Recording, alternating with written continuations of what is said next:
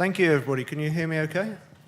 If I'd have known there were going to be jokes about the local plan in the gig today, I'd have written a few into my own speech, but it's too late now, so another opportunity missed. I'm here to talk about York's healthy environment, and it's very easy to give opinions, and I'm certainly going to be giving you a few of those in a bit. But I thought we should start with some facts. So it's the scorecard. I've got it in earlier than anybody else, so I think I'll get extra points for that. As has already been said, we're 48th out of 324 local authorities and in the top 25% in respect of a number of key issues in relation to sustainability and resilience and sustainable transport. Looking at sustainability and resilience, recycling rates are high, our CO2 output per person is relatively low. We tend to build on brownfield sites and we build on floodplains less often than they do elsewhere. In the field of sustainable transport, a focus on promoting cycling within the city has resulted in us having the third highest rate of cycle use in the UK, and we're second highest out of 62 UK cities in respect of walking to work. We've made very good progress both with our local bus fleet, and we're shifting 13 of our local 100 taxis to electric vehicles. However, given York's history of flooding, avoiding floodplains for new development really should be very high on the agenda without having to think too much about that. And building on brownfield sites is not a panacea. Proposals for York Central have raised all sorts of issues to do with the impact on transport within the city of building on urban brownfield sites. And we've yet to really engage with those conversations, I think. Our high rates of walking and cycling still haven't rescued the city from near gridlock. Anybody who lives in York will know that when one set of traffic lights fails, everybody in the city knows it. We're that close to kind of the whole place jamming up. Our use of the cycle is impressive in comparison with the rest of the UK, but it's way beyond many other European cities. Indeed, as we've heard from Munster, 40% modal share, we're on about 2% here, something like that. Blank faces, but the number doesn't sound outrageous, does it? There are big differences. So there's much to do. We're currently in a better position than much of the UK, but that doesn't give us any reason for complacency, and I think it's wonderful that the city has taken on the One Planet agenda and proved that really there isn't too much complacency in the city, so there is hope for us to move forward. But how do we move forward? And this is where I shift to some opinions, specifically about the obstacles I feel we're going to face in York in its particular setting. Our biggest obstacle is also one of our biggest assets. York is a city of history. It's a city where heritage very much shapes the identity of the place and to a large extent shapes thinking about our collective thinking about where we want to go forward. We're pretty good at preserving what we have. And many people like that. If you get out on the streets and start asking people what they think should change, people will look at you as if you're bonkers and they'll say, change? Why would you want to change anything? In a city which aspires to grow economically and to increase its population and also to respond to the sustainability agenda and to future climate change, I think that could be a problem. As a city, we need to have the belief that things can be different but better. We need to see that fundamental change is possible within our environment and our society without losing sight of what we consider most important. We need to have a vision for how we want to change to take place and how we might live our future lives in this city. So where can we look for good examples of change and to persuade people that it's possible and positive? In the UK, we look at livable cities like Amsterdam and Copenhagen and indeed Munster as being historically different. They're just wired differently, aren't they?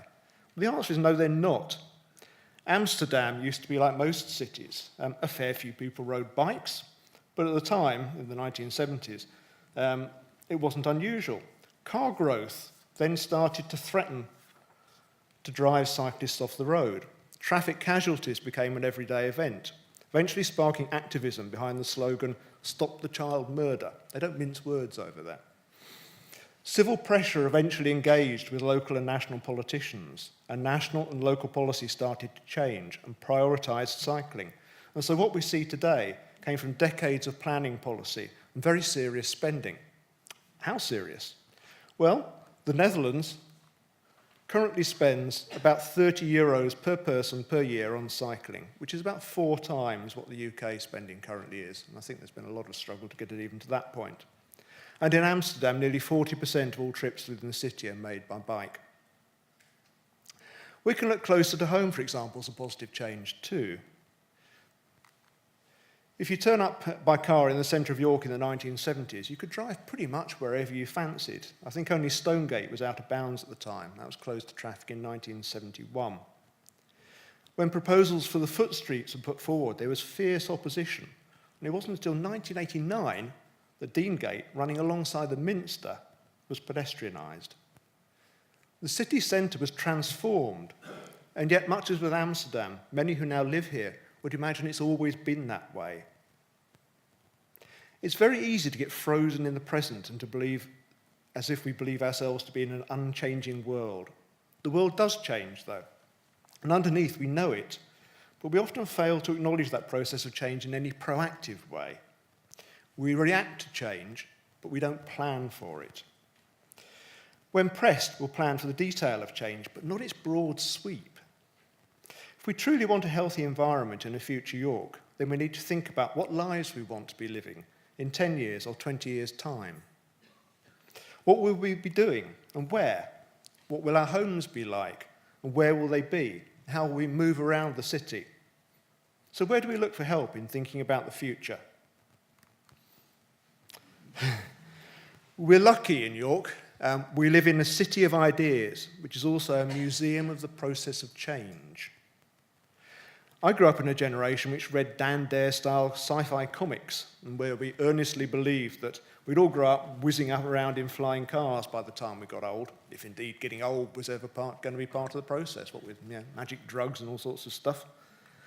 There's some pretty extraordinary stuff happening. I never saw the internet coming when I was a kid, but I've learned to look elsewhere for clues about our urban future. I think the future is going to end up being more like the past than the present. I'll give you a couple of examples. I believe that our lives are destined to become less segregated. I think our home life and our work life will become closer, with more people working from home or in smaller local businesses or informal arrangements. So our urban fabric will become more diverse, with homes and businesses more mixed. Urban zoning less pronounced. Living in 19th century Hungate, you might have had a tannery at the end of the road, and a butcher's shop next to you. In the 21st century, it might be a software startup across the road and a cafe which brings life onto the pavement. But there'll be much closer integration between different uses. Secondly, I think that the future will drive cities to become more dense, to reduce travel distances and encourage travel on cycles and on feet. We'll become less separated from one another, more aware of our interdependencies. I hope we'll also become more able to discuss them, more used to making eye contact and rediscovering the qualities which make urban life a joy. So how does this open the door to a healthier environment in York? Firstly, we need to get beyond change. Oh no, don't change anything. We need to plan our future city around the future lives that we want, and we need to develop techniques to collectively set out a vision of those future lives. Secondly, we need to use the way in which the city has changed as inspiration to be bold. I believe we can make York an even healthier environment than it currently is, but we'll only do this when we physically shape the city in ways which make it healthier. This is the closest I get to the local plan joke. Planning policy is going to be of key importance in that future, where we put new housing, workplaces and public domain. Perhaps we shouldn't consider any future built development in the city without being able to demonstrate that its form and its location improves the health of the environment. In transport planning, how do we link people together and enable them to move in order to live their lives? We need to be bold. The saga of Lendal Bridge seems to have led to a pause in strategic thinking about movement around our future city, and that's a process we need to get back into gear. Yes, we need to think about detail too. We need to move towards electric vehicles. We need to steadily reduce both consumption and waste. We need to give greater care and attention to our green environment. But we also need to accept that the future will be different, and we must actively shape it if we want it to be as we want it to be, or to creep up on us, most of it unwanted. We need to have a future collective vision for the future we want, which is genuinely different from the present. And that's me done. If you were